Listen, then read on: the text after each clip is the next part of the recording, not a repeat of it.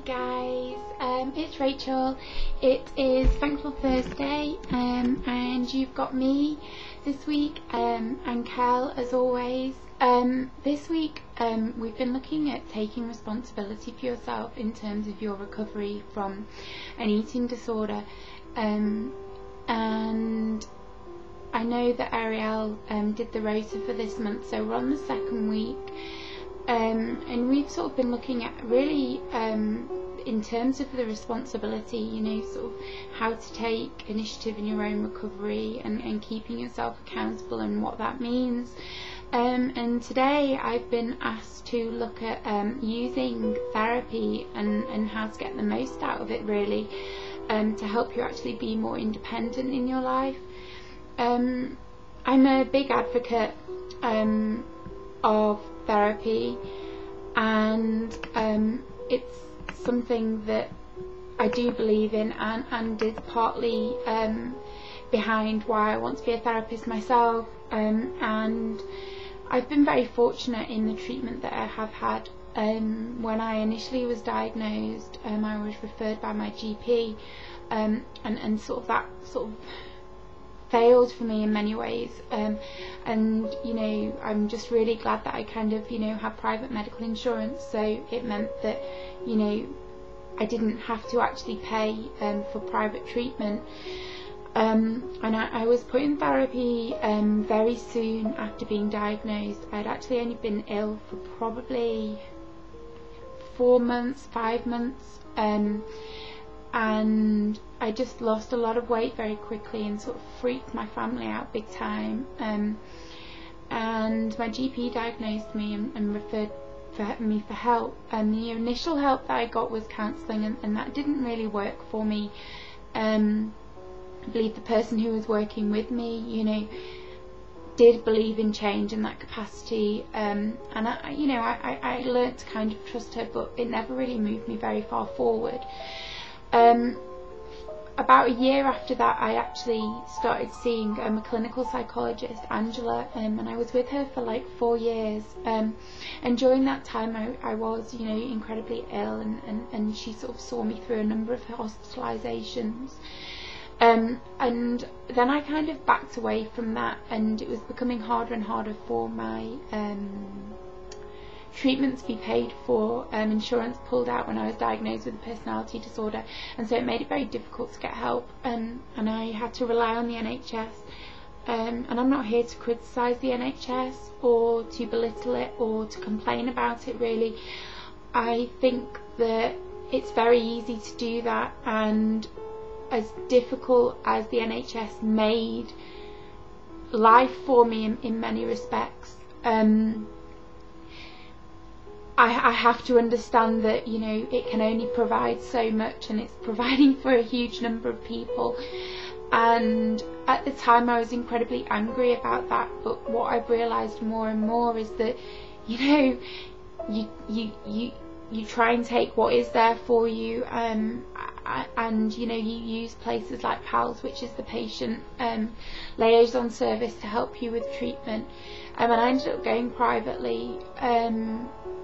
That was following quite a number of sort of difficulties with regards to the post-traumatic stress stuff. I'm just going to take this off because I'm actually really hot.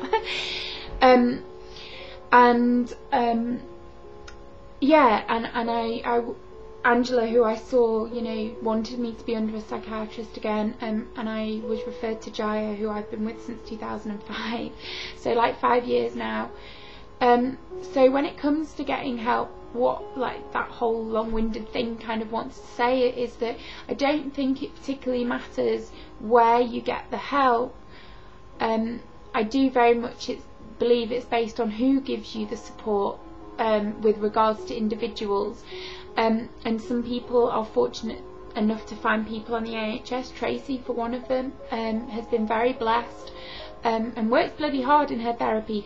So, you know, that whole idea that the NHS is a waste of time is totally crap is kind of bullshit in that respect, because, you know, she has got the treatment, and she is working incredibly hard, and my journey hasn't been that, and I, you know, found Jai. She's a private psychiatrist and psychotherapist, And I do pay. I pay a huge amount.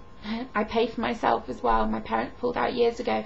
So, you know, it isn't about where you get it, it's who gives it to you. And I also believe that it doesn't so much matter what the therapist is, psychiatrist, counsellor, it doesn't, whatever their training is, it's to do with that kind of mutual understanding and that feeling of, yeah, okay, you're not going to trust somebody straight away, but you do get a feel, and after the first kind of consultation, you get that kind of feel.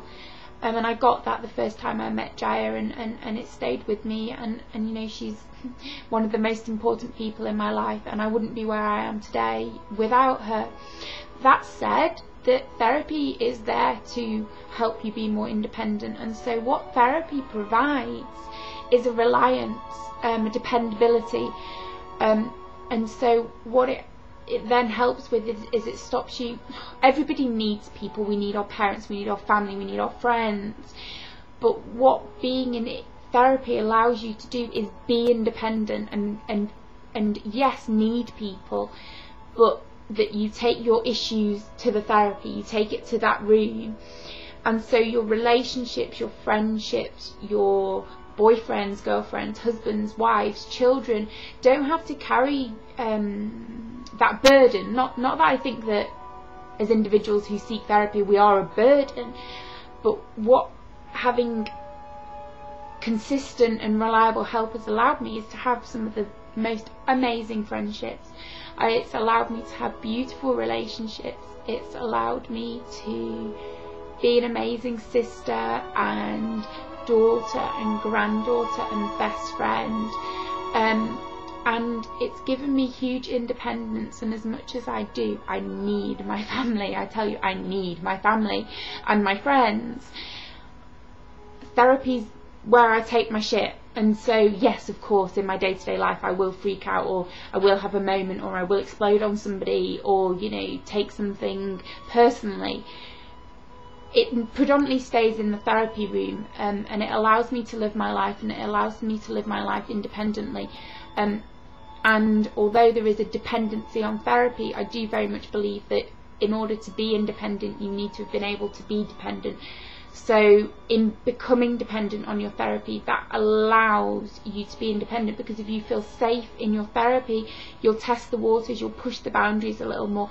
You might feel safer gaining that little bit more weight, or you might feel safer picking up the phone to your therapist rather than cutting yourself, and it allows you to be in control of your own care and your own recovery. And that, you know, very much mixes with this whole accountability that Ariel was talking about. And so in being accountable, in being responsible, in going to your weekly therapy, you're giving yourself independence. And although it might feel very painful and very difficult at times, I mean, I was in therapy today. I've been with Jaya for 5 years. Initially I used to see her twice a week, and I see her once a week, okay? And I sobbed my heart out today. And I'm still, even this far along, still doing work that is allowing me to live and live the life that I want to live.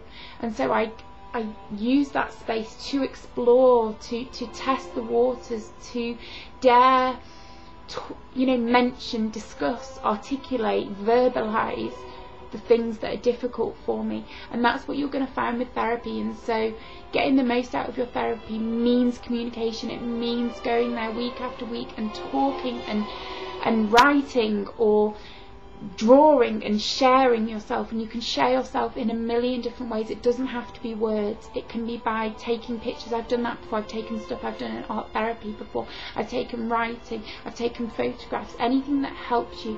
And you need to allow yourself to trust that person, and even trust that person more than your disease, and more than the disorder, and more than yourself. And I don't think you're going to be let down by that. And so that's my reasons for advocating therapy, and they're my sort of means and ways of getting the most out of your therapy. I hope that's made some sense, guys, and I'll see you next week. Okay, bye.